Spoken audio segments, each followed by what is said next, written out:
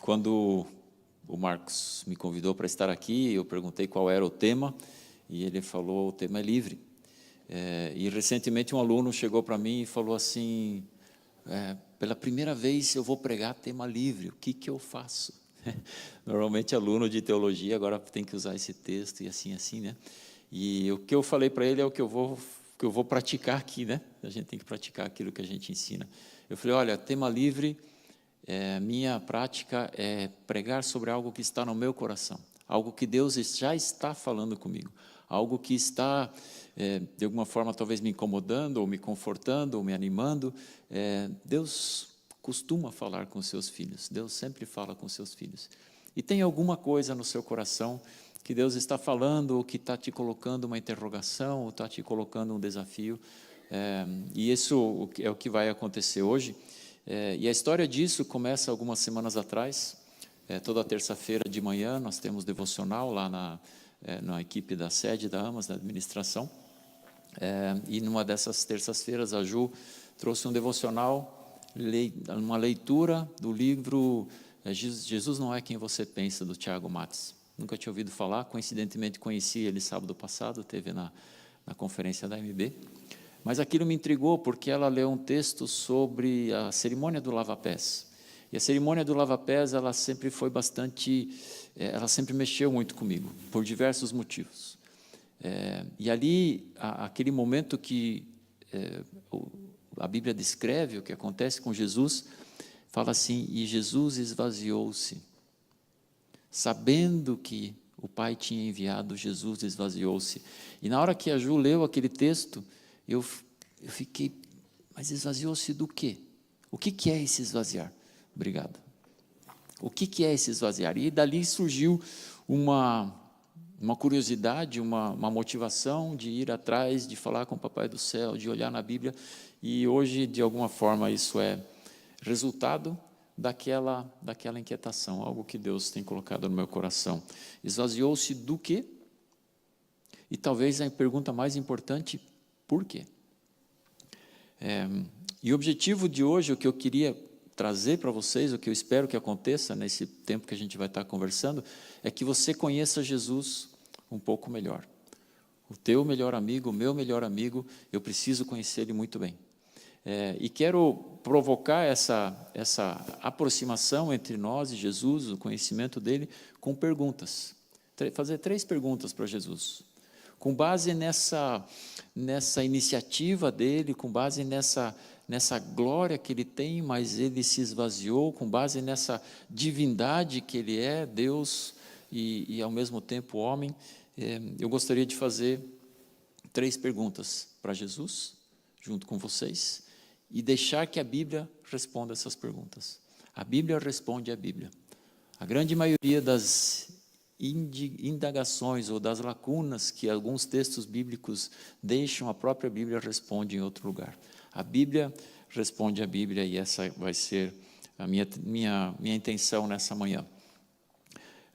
Não sei se acontece com você, eu já ouvi muitas vezes, muitas pessoas falando que quando eu chegar no céu, quando eu chegar no céu, eu vou fazer esta pergunta para Deus. Alguém tem? Você já viu alguém, né? Não, tem uma coisa aqui que nenhum pastor, nenhum teólogo, nenhum influencer conseguiu me responder, e isso eu vou perguntar. Quando eu chegar lá no céu, você pode me explicar a Trindade só mais uma vez para eu entender, por exemplo? Né? A Trindade é um conceito tão... se a gente se aprofundar, a nossa mente não é capaz, né? Ou talvez, como teria sido a minha vida se eu fizesse aquilo, ou se eu não tivesse feito aquilo? Ou, é verdade que você esqueceu dos dinossauros no dilúvio? Né? Cadê os dinossauros na Bíblia? Né? E não cabia nada, será que esqueceu? Né? Ou de quem foi mesmo a ideia de criar o tal do mosquito? Né? A minha sogra já mora com o Papai do Céu há alguns anos, mas ela um dia veio visitar o lar de idosos aqui de Vitimarsum e conversou com o pastor Hilmar Firstenau, né? Queridíssimo pastor Hilmar Firstenau. E ela voltou para Curitiba convicta de que os mosquitos foram criados por Satanás e não por Deus. Ele convenceu ela de que a única criatura de toda a natureza criada por Satanás foi o mosquito. Eu não sei se isso é uma brincadeira dele de longa data ou se ele já não estava mais nos seus dias mais lúcidos, né? Mas, gente, como foi difícil convencer a minha sogra do contrário. Foi só pela palavra de Deus mesmo, porque ela sempre me respeitou muito. Eu falei, mãe, ele estava brincando. Não, ele falou sério, na frente de todo mundo. O mosquito foi criado por Satanás, né? Então, talvez, né, chegar lá e falar, talvez minha sogra, primeira coisa, falou, quem que estava certo, o Hilmer ou o Friedberg, né? Ou a Bíblia, no caso. Enfim, 3 perguntas para Jesus. A primeira resposta que eu encontrei, e aquela própria devocional do Tiago Matos aponta para isso, é por que Jesus fez o que ele fez. Estão acompanhando aí? Então, você toca aí para mim? Eu não preciso me desconcentrar aí. Fica de olho aí, o que vai acontecendo, você vai tocando. Filipenses 2:5 tem uma grande parte dessa resposta e fala assim: seja a atitude de vocês a mesma de Cristo Jesus, que, embora sendo Deus, não considerou o ser igual a Deus, que era algo a que devia apegar-se, mas esvaziou-se a si mesmo, vindo a ser servo, tornando-se semelhante aos homens. E sendo encontrado de forma humana, humilhou-se a si mesmo e foi obediente até a morte e morte de cruz. Uma grande parte da resposta do o que aconteceu e por que Jesus fez isso está nesse texto. E traz algumas informações que são, para mim, muito preciosas, que não fala que Deus Pai o esvaziou, não fala que Deus Pai o entregou, não fala que Deus Pai o humilhou. Foi iniciativa dele mesmo, esvaziou-se a si mesmo, entregou-se, humilhou-se. Para conhecer alguém, fazer perguntas é uma forma prática, uma forma dinâmica. Quando alguém famoso, um jogador de futebol, um político, alguém aparece num programa, muitas vezes é chamado um programa de entrevistas, né? E a pessoa vai fazendo perguntas para que a gente o conheça melhor, e eu creio que é isso que a gente pode fazer hoje para Jesus, sabendo que Jesus é completamente contracultural. Nós estamos imersos na cultura que nos acompanha, a cultura que nos cerca, e essa cultura está constantemente nos falando coisas que vão contra aquilo que a cultura do reino prevê. A cultura do reino, ela é totalmente diferente da cultura daquilo que Jesus prega. E por isso as perguntas para Jesus, elas são muito úteis, de perguntar para Ele, porque há realidades, há verdades, há situações que aos poucos vão tomando conta da gente, e a gente vai se conformando com aquilo que a gente vê. Então, a primeira pergunta que eu quero, para a gente conhecer Jesus melhor e para a gente estar voltando a estar sintonizados com Jesus, porque esse processo de dessintonia, ele vai acontecendo, quase como um piano, quase como um violão que ele vai desafinando aos poucos. E se eu não tomar cuidado, a minha sintonia com Jesus, ela vai desafinando. Aos poucos veio um afinador aqui, eu sei afinar o violão, por que amanhã ele não está afinado? Porque constantemente a gente precisa fazer esse ajuste fino. Então, a primeira pergunta: Jesus, do que você se esvaziou? E a partir de agora, os textos bíblicos que eu vou ler, eu fiz uma pequena adaptação na pessoa que está falando. A Bíblia foi inspirada por Jesus, inspirada por Deus, pela Trindade, e eu vou colocar como se Jesus estivesse falando com você e comigo, através do texto bíblico, em primeira pessoa. Então, Filipenses 2:5, relendo: seja a tua atitude, seja a atitude de vocês, a mesma que a minha, diz Jesus Cristo, que embora sendo Deus, eu não considerei que ser igual a Deus era algo que eu devia me apegar, mas eu esvaziei-me a mim mesmo, vindo a ser servo, tornando-me semelhante aos homens, e sendo encontrado de forma humana, humilhei-me a mim mesmo, e fui obediente até a morte, e a morte de cruz. Do que você se esvaziou, Jesus? O que é isso, esvaziar-se? Se eu hoje quisesse me esvaziar, do que eu me esvaziaria? Existe algo dentro desse copo. E para esvaziar, eu preciso entender o que está lá dentro. Aqui nesse copo tem água. O que é que Jesus se esvaziou? Será que isso se aplica a mim? Porque ele está falando, seja a tua atitude a mesma de Jesus, que se esvaziou. Então Jesus está falando, eu me esvaziei. Você também? Vem comigo. Tem a mesma atitude do que eu? E a resposta é a iniciativa que ele tem. A resposta começa dizendo, embora sendo Deus.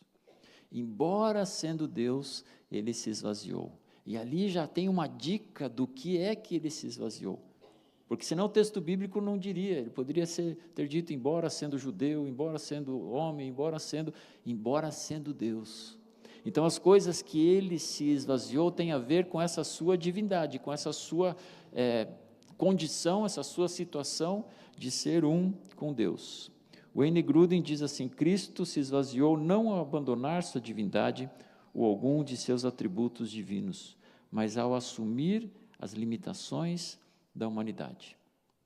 Jesus estava vazio de humanidade, e ele se esvaziou daquilo que ele tinha como Deus e passou a viver a limitação da humanidade. Você e eu somos limitados, graças a Deus. Nós temos limitações em muitas das coisas que nós fazemos, sabemos, pensamos, somos capazes de agir. E Jesus se colocou nessa condição de se limitar, de limitar a sua divindade para que ele estivesse caminhando assim como nós. João 17:5 fala, e agora, Pai, glorifica-me junto a ti, com a glória que eu tinha. Já tem uma dica, e o que significa esse esvaziar-se? Glorifica-me junto a ti com a glória que eu tinha contigo antes que o mundo existisse. Então parece que essa glória é algo que Jesus se esvaziou para tornar-se homem. Ele tinha essa glória desde antes da fundação do mundo. Ele tem essa glória, ele pede aqui, glorifica-me com a glória que eu tinha. Por alguns instantes, se a gente considerar toda a história da humanidade, foram ali durante os provavelmente 33 anos que Jesus viveu. Essa glória, ela ficou limitada. A glória de Jesus foi esvaziada. Jesus deixou sua glória manifesta, deixou ela lá com o Pai. Veio viver aqui na terra. Houve uma interrupção, a sua glória foi velada, a sua glória foi restrita. Mesmo ainda sendo Deus, ele jamais deixou de ser Deus. Não estou dizendo que Jesus teve que se tornar homem deixando de ser Deus. Ele se tornou homem e ele continuou sendo Deus. Porém, a sua glória ficou restrita, ficou limitada. Mas, Frieder, o que é glória? Que tal de glória é essa? E uma das formas simples que eu tenho de explicar o que é a glória é a palavra reputação. Aquilo que as pessoas falam de mim, a referência que as pessoas têm. E Jesus deixou a sua reputação de Deus para vir aqui na terra, ser criticado, ser xingado, ter adversários e, em última instância, ser morto. Ele, como Deus, teria, se ele não tivesse se esvaziado dessa glória, ele teria todas as condições de confrontar aquelas pessoas de uma forma que fosse imediatamente a pessoa se convertesse na sua mente. Deus é capaz de fazer qualquer coisa. E Jesus poderia, por hipótese, graças a Deus ele não fez isso, mas só imaginando por hipótese, ele poderia colocar uma mente nova na cabeça de cada um e pronto, agora está todo mundo entendendo o que eu estou falando. Mas para que o plano de Deus fosse completo, ele restringiu a sua glória. O melhor exemplo de alguém que se esvazia de si mesmo, e o melhor exemplo que Jesus nos dá, talvez um dos melhores, mas o que para mim ficou, como eu já falei no começo, ficou bastante marcado, é o lava-pés. Esvaziar-se da glória. Pensa na reputação que alguém tinha na época que lavava os pés. Era o último do último do último. Quem lavava os pés naquela época de alguém era o criado mais, com a pior reputação. Seja ele porque era o último da fila, chegou novo na casa, seja porque ele vinha de um povo que era extremamente, havia um grande preconceito contra ele, seja porque ele não era um bom colaborador, um bom funcionário, um bom criado, por qualquer motivo que seja, quem lavava os pés era a pessoa com a pior reputação daquela casa. Ah, não, esse aí é o cara que lava os pés. Ah, mas o cara falou para fazer. Não, cara, esse é o cara que lava pés. Deixa ele para lá. E Jesus deixa a sua reputação de lado. Ele deixa a sua glória de lado. E lava os pés dos discípulos. Isso também acontece quando ele é açoitado, isso também acontece quando ele está na cruz. Ele deixa a sua glória de lado. Mas a questão de ser crucificado fisicamente não cabe a nós. Mas o lava-pés, o que aconteceu com o lava-pés? Eu olho com um pouco de tristeza que nós deixamos de lavar os pés uns dos outros. É um momento muito emblemático. Eu lembro de muitos anos atrás, num retiro de casais lá da IEMAV, o doutor, como era o nome dele? William Ferris, trouxe a palavra e eles, em algum momento eles separaram homens de mulheres, e ele estava falando com os homens e a sua esposa estava falando com as mulheres, e ele nos desafiou, maridos, a lavarmos os pés das nossas esposas. E ele falou assim: se alguém de vocês conseguir fazer isso sem derramar uma lágrima, eu rasgo o meu diploma de médico. Ele é médico. E não é por culpa minha que ele vai rasgar o seu diploma. Para lavar os pés uns dos outros, ao lavar, eu preciso das duas uma, ou ter uma clareza muito grande da minha identidade, saber quem eu sou, que aquilo não me afeta, ou eu estou buscando esse caminho, ou estou fazendo isso intencionalmente, deixando minha reputação de chefe do lar, né, de marido, cabeça do casal, né, lavar os pés da minha esposa, lavar os pés das minhas filhas, lavar os pés de alguém que trabalha comigo no ministério. A cerimônia do lava-pés, um dia eu perguntei estávamos num grupo de pastores, falei: vocês praticam lava-pés? Era gente de outro país. Vocês praticam lava-pés? Não, claro que não, né? Eu falei: por quê? Não, porque aquilo era um exemplo, era uma referência. Eu falei: mas está escrito, né? Jesus fala assim: vocês entenderam o que aconteceu quando ele terminou de lavar os pés? Acho que muitos conhecem a história. Ele quis lavar os pés, aí o Pedro falou que não, depois pediu para lavar o corpo todo. Tem todo um outro cenário que não dá para a gente desenhar aqui. Mas no final ele fala assim: vocês entenderam o que aconteceu? Todos eles, né? Imagino, não sei quantos efetivamente entenderam a profundidade daquilo, provavelmente não, porque não tinha o Espírito Santo ainda e porque Jesus não tinha morrido, mas eles de alguma forma concordaram. Então vocês devem lavar os pés uns dos outros. Para mim é um mandamento de Jesus. Então vocês devem lavar os pés uns dos outros. Mas ele falou: não, é que você tem que entender que na Bíblia algumas coisas são simbólicas e outras coisas são literais. Eu falei: eu acho que eu entendo isso. O que faz disso ser algo simbólico e não literal? Posso estar errado, posso estar certo. O fato é que lavar os pés uns dos outros mexe com a minha reputação. E não é a única coisa. Talvez você concorde com esse meu amigo e fale assim: não, aquilo era ilustrativo, não é literal, não precisa fazer. Mas o que não é ilustrativo, o que é literal, é essa capacidade de eu me esvaziar e de servir ao outro, às vezes em coisas que, no ponto de vista da nossa cultura, mancham a minha reputação. Manchar a minha reputação para servir alguém outro. Veja o que diz 2 Coríntios 8, 9. De novo eu estou alterando, eu sei que foi Paulo que escreveu, muito provavelmente, mas aqui vamos fazer de conta que é Jesus falando, porque ele inspirou o texto bíblico e ele fala assim em 2 Coríntios 8, 9: pois vocês conhecem a minha graça, que sendo rico me fez pobre por amor de vocês, para que por meio da minha pobreza, vocês se tornassem ricos. Eu me fiz pobre, Jesus está falando. Seja a tua atitude a mesma que a minha, diz Jesus. Faça-se pobre. E esqueçam dinheiro nesse momento. Essa pobreza, nem é o que Jesus está se referindo, não é a pobreza financeira. Mas eu fiz como se a minha reputação não fosse tão importante. Eu fui lá, fui humilhado, fui cuspido, fui açoitado, para que vocês pudessem ser ricos. Jesus se esvaziou do direito de exercer livremente seus atributos divinos. Segunda pergunta. Primeira, do que você se esvaziou? Segunda pergunta, Jesus, por quê? Por que você fez isso? E essa é uma pergunta que a criança de 2 anos aprende. A partir de 1 ano e meio, 2 anos, né? Warum? Aber warum? Mas por quê?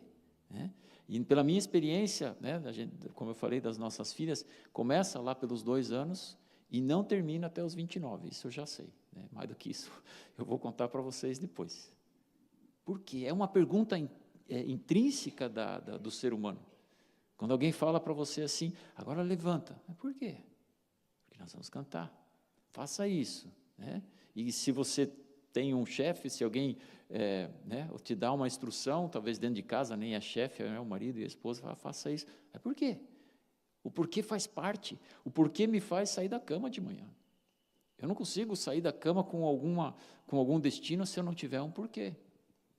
Porque eu estou com fome, tomar café, mas o porquê do meu propósito, do meu ministério, do meu trabalho, né? Ali onde você desenvolve a sua rotina, tem um porquê. E a pergunta para Jesus, por quê?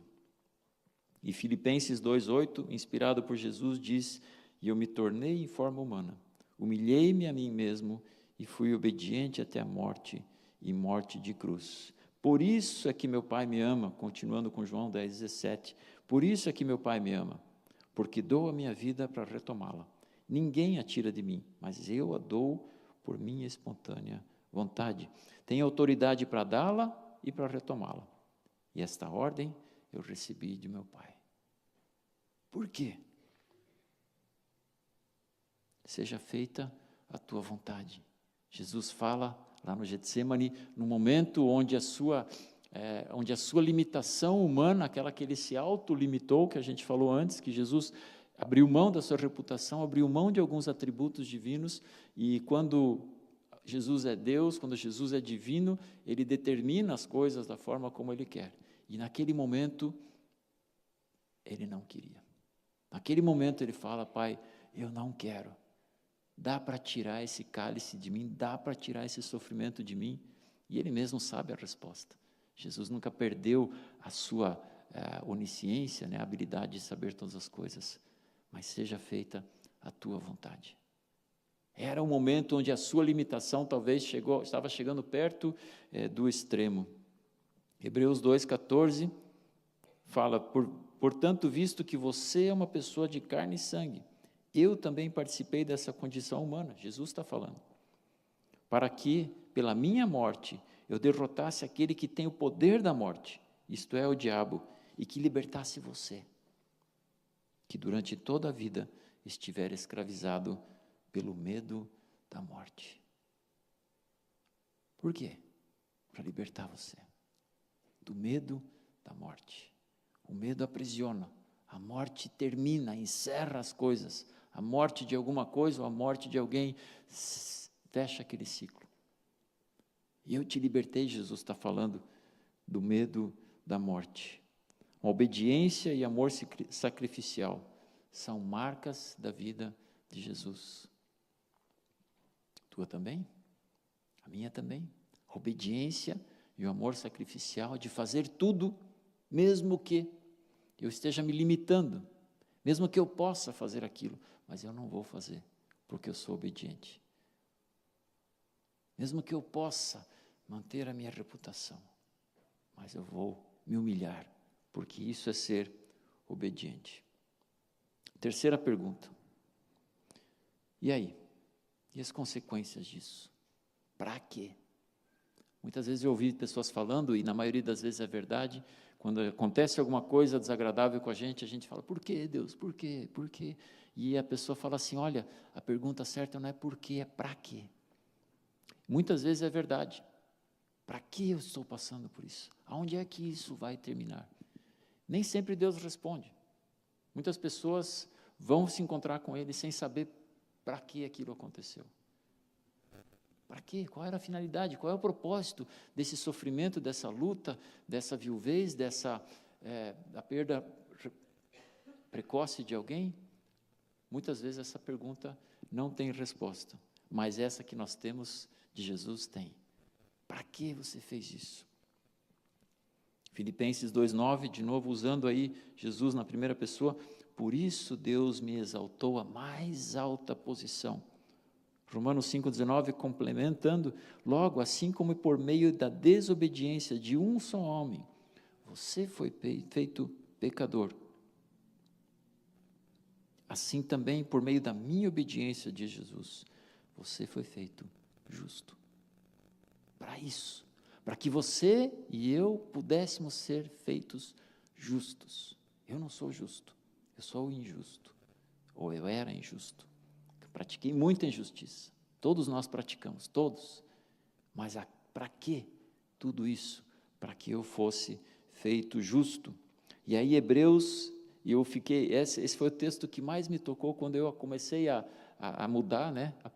Colocar esses textos em primeira pessoa. Jesus fala assim, tenha os olhos fitos em mim, Jesus, que sou o autor e consumador da tua fé. Pela alegria que me foi proposta, suportei a cruz, desprezando a vergonha, assentei-me à direita do trono de Deus, meu Pai. Está falando, ei, olha para mim, olha para mim. O mundo aí está te desafinando, o mundo aí está te pressionando. Os problemas que você tem, você não está encontrando resposta, você não está encontrando solução. E ele fala assim, ei, olha para mim, olha para mim. Olhos fitos em Jesus é aquela concentração que você não vê o que está passando ao seu redor. Já deve ter te acontecido de você um dia, algo te chamar a atenção, e eu estou quase sendo distraído por aquela paisagem maravilhosa que eu estou vendo lá fora, que eu amo tanto, né? Eu podia aqui de repente ficar assim, uau, que legal deve ser morar naquela casa. E tudo aqui acontecendo ao meu redor, sabe? Olhos fitos, concentrados, que você chega a se distrair do resto. Aquele resto, que não deixa de ser distração, você tem os olhos fitos em Jesus. A promessa que ele deixa aqui é que a nossa justiça, que nós participaremos da justiça e da glória de Deus. Essa glória que Jesus abandonou por um tempo, uma parte dela a gente já participa. Nós somos um com Ele. A nossa reputação perante Deus, não sei o que os homens falam de mim, mas perante Deus, a minha reputação foi corrigida. A minha reputação era de um pecador. E Deus olhava para mim e falava, Friedbert, pecador, injusto. E o dia que a minha vida com Ele começou, agora o Friedbert é justo, agora ele é santo, agora ele faz parte da família, agora ele é amigo do meu filho. Imaginou Jesus olhar para você e falar, amigo do meu filho, né? Aquele quem tem criança em casa ou já teve, né? Você fala assim, né? Vê na escola, até hoje, né? As amigas de infância das nossas filhas, a gente tem um vínculo, dormiram lá em casa quantas vezes, né? Foram nos visitar. Esse aqui é amigo do meu filho, esse aqui é gente boa, eu gosto dele. Né? Concluindo então, Filipenses 2,12, ponham em ação essa salvação. Tudo isso que a gente explicou agora, nos deixa no ponto de nós sairmos daqui, e talvez você pergunte, e aí? E agora? O que eu faço? E Filipenses diz, ponham em ação a salvação de vocês, com temor e tremor, pois é Deus quem efetua em vocês o querer e o realizar. Todo esse conhecimento, toda essa informação, não me serve para nada, se eu não colocar a minha salvação em ação. A minha salvação se desenvolver e eu colocar ela na prática. O caminho de Cristo, como nós vimos, é da humildade, é do serviço. Jesus abriu a mão da glória, da sua glória, para que fôssemos reconciliados com o Pai do céu.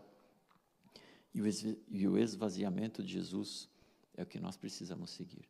Seja a tua atitude a mesma de Jesus, de esvaziar-se daquilo que toma o meu lugar, toma o seu lugar na nossa vida. O quê? O pecado capital. Aquele que é o maior pecado de todos nós, chama-se orgulho. Eu sei fazer melhor. Deixa comigo. Essa área da minha vida, Deus, obrigado. Família, beleza. Trabalho, beleza. Amigos, deixa que eu mesmo escolho. ou minhas finanças, deixa que eu mesmo resolvo. Chama-se orgulho. Eu sei melhor. E falo por experiência, e falo por apanhar tantas vezes, inclusive fazer com que as pessoas que eu mais amo sofram, porque eu fui orgulhoso, porque eu achei que do meu jeito era melhor. Esvaziar-me do quê? Do orgulho. Olhos fitos em Jesus. Jesus, o que é que você quer que eu faça? E tem vezes que não dá. Tem vezes que você fala assim, eu sei que é isso que Jesus faz. E a gente não consegue falar, Cristo viva em mim. É mais do que aquela pergunta, em seus passos, o que faria Jesus? É, Cristo, agora é só por Deus. Agora não tem outra solução. Porque se me der, como a gente tem o brinco com meu cunhado, né? Jesus dá-me paciência, se me der força eu mato um hoje, né? É Jesus vivendo em nós. Jesus agindo em nós. Amém? Deixe-me orar com vocês. Com isso nós encerramos. Fiquem em pé. Já estão sentados há algum tempo. Eu vou orar por isso que você ouviu, que o Espírito Santo faça isso ecoar na sua vida da maneira mais transformadora possível. Vou abençoar a sua semana e queremos também lembrar da nossa querida Regina.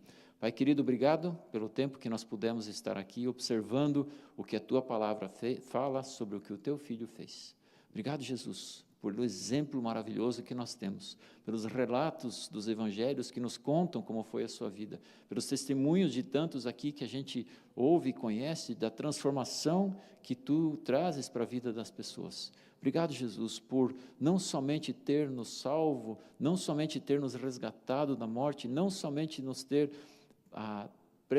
estar preparando um lugar maravilhoso aí no céu, mas também por ter nos dado o exemplo. E nós queremos seguir esse exemplo. Jesus, eu peço por cada pessoa que está aqui nessa manhã, cada pessoa que de alguma forma está acompanhando esse culto, talvez assistindo em outro momento, que cada uma dessas pessoas, Pai, saia daqui um pouquinho mais próximo de Jesus. Que essa amizade que nós temos, essa intimidade que nós temos com Jesus, tenha sido provocada nessa manhã, pela comunhão entre nós, pelas músicas, pela pregação da Tua palavra, Deus, que cada um de nós aqui se aproxime um pouquinho mais de Jesus, que nós continuemos nessa busca de conhecer Jesus, de entender, de saber o que Ele espera de nós, de podermos olhar no rosto de Jesus face a face, assim como Moisés fazia contigo, Pai. Eu abençoo cada pessoa aqui nos seus maiores desafios, Tu conheces o coração de cada um, sabes do seu pedido de oração, Pai. Eu te peço que nesse momento a Tua mão aí do céu se mova, Tua glória se manifeste, Teu poder se manifeste agindo nessas situações. Cada um aqui tem na sua família, no seu trabalho, seus relacionamentos ou nas suas finanças, conforme Tu conheces o coração, tá? Cada um tem o seu maior pedido de oração, e eu te peço que a Tua glória se manifeste nessa área também, Pai. Tem misericórdia da Regina, Pai. Cuida para que o tratamento que ela está recebendo, os cuidados médicos, os medicamentos, os enfermeiros, a equipe médica, todos sejam santos, abençoados, usados por Ti, para que o melhor tratamento e as melhores condições aconteçam na vida dela. Mas, Pai, o que nós precisamos e o que nós clamamos é por um milagre. Algo que vai além da ciência, algo que vai além do conhecimento. Nós clamamos, continuamos clamando, Pai, por um milagre da cura completa, total e irrestrita da Regina. Pai, nenhuma limitação médica atrapalha a sua glória, nenhuma informação, nenhum diagnóstico é páreo para a Tua glória, Pai. Nós pedimos que a Tua glória se manifeste na vida da Regina. Tem misericórdia dela, tem misericórdia da Cauane, da Tainá, do Alisson, abençoa essa família, Pai, e nós, desde já, pela fé, nos comprometemos a Te dar toda a honra e toda a glória pela fé, nós já Te agradecemos por aquilo que vais fazer. O mesmo Deus da paz vos santifique em tudo, e o vosso espírito, alma e corpo sejam conservados íntegros e irrepreensíveis na vinda de nosso Senhor Jesus Cristo, fiel que vos chama, o qual também o fará, em nome de Jesus. Amém.